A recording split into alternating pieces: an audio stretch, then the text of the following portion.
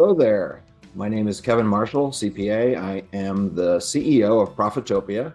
We are a virtual CPA firm that has clients all throughout the United States.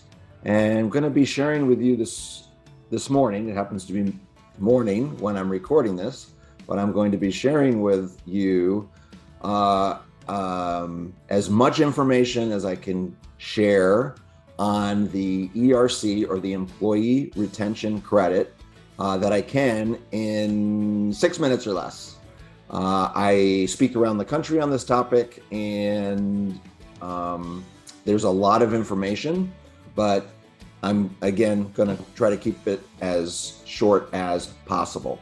So first of all, the biggest question we're finding that most people have is, can you get PPP and ERC? And the answer is yes. When the PPP and ERC first came out in March of 2020, the CARES Act law stated that you had to pick one. You could not do both. But then when President Trump signed the second CARES Act on December 27th of 2020, that changed. And so yes, the answer is you can get both PPP and ERC. The issue is, and this is where most of the complexity comes in, is you cannot double dip, meaning for every dollar of wages, you cannot allocate that same dollar to the PPP and to the ERC. So what our team of CPAs and bookkeepers do is go through every payroll, every employee, and they do an allocation of those wages between the two programs. So not everybody received PPP2, but in the case where someone did, that is what needs to be done. So what is the ERC? So it's a payroll tax credit. So it comes from the IRS. So it is similar to the PPP, but different, obviously. PPP came from the SBA. The ERC comes from the IRS. The PPP was a forgivable loan, and the ERC is a payroll tax credit. So the way the SBA dispersed the funds was by ACH, but the way the IRS is dispersing funds is by means of a manual check. They're only processing manual returns, and so they're severely backlogged at the moment in processing all these refunds. So then really the big question should be, do I qualify? Because either you qualify or you don't. There's no gray area. So either you get zero or you get something greater than zero if you qualify. So there's essentially three buckets, and pardon my neon green Band-Aid, but I was working this weekend, and the only Band-Aids we had were the kids' Band-Aids. So it actually matches the logo. That's kind of funny. But anyways, I totally digressed. So much for 6 minutes.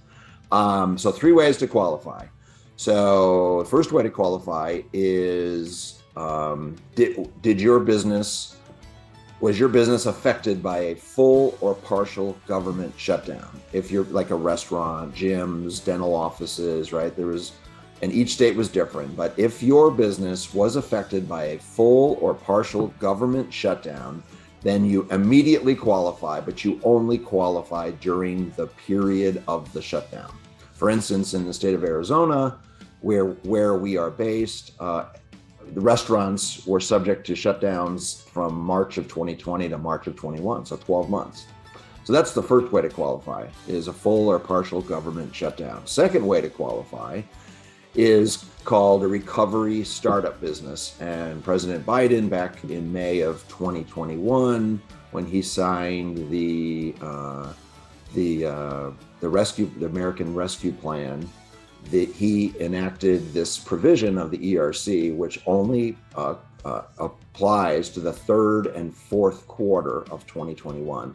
But a recovery startup business, pretty easy, is did you start your business on or after February 15th of 2020? So if you started your business on or after February 15th of 2020, and your revenue is under $1 million, so under $1 million for a year, for a calendar year, then you qualify. And you qualify for up to $100,000. So $50,000 for third quarter of 2021 and $50,000 for fourth quarter of 2021.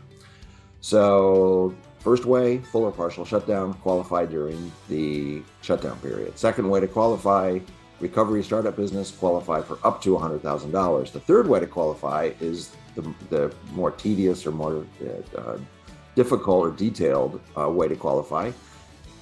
Is a cash receipts test similar to the PPP2 program. So you look at each quarter on a cash basis, not accrual basis. It doesn't matter how you file your taxes or your business taxes. It's on a cash basis. So cash receipts each quarter of 2020 compared to the same corresponding quarter of 2019. So first quarter of 2020 to first quarter of 2019, we are cash receipts down 50%. So it's a test. A lot of businesses don't qualify because a 50% reduction is a lot, but obviously a lot of businesses were affected and hit hard by the pandemic. Then there's also the 2021 cash receipts test. So it's each quarter of 2021 compared to each quarter of 2019, where your cash receipts down only 20%. And by the way, as an aside, when the infrastructure bill was passed, I believe it was in November of 2021, it cut short the ERC to the third quarter. So there is no fourth quarter for the ERC for this provision, for the third provision. And then what gets interesting is a business can qualify under one, two, or all three of the provisions. So that's where it gets complicated. And then from there, it even gets more complicated, of course, because we're talking about the IRS, right? So are you the owner of the business? If you are over a 50% owner, your wages do not qualify. So, and then by the way, this is obvious, you have to have W-2 employees. As long as you have W-2 employees, you would qualify for this ERC tax credit. Not 1099 contractors do not qualify. So, again, you could qualify under all three of the provisions. So that is. Oh, and I was talking about business owners. So the owner generally, and there's obviously exceptions. If you own more than 50% of the business, your wages do not qualify. Any family members of any business owner generally do not qualify. Then it gets into control groups. If you own multiple businesses, then there's a test to see if which businesses have to be included or excluded in the various calculations. So that's it in a nutshell. I already mentioned, getting the refund, how the refund comes. It could be 6 months before you see the check in the mail, but it's a pool of money from the IRS that doesn't have a cap or a limit or an expiration date on it. All there is a statute of limitations to file the amended tax returns with the IRS, and that's a 5-year statute of limitations from the due date of the original return.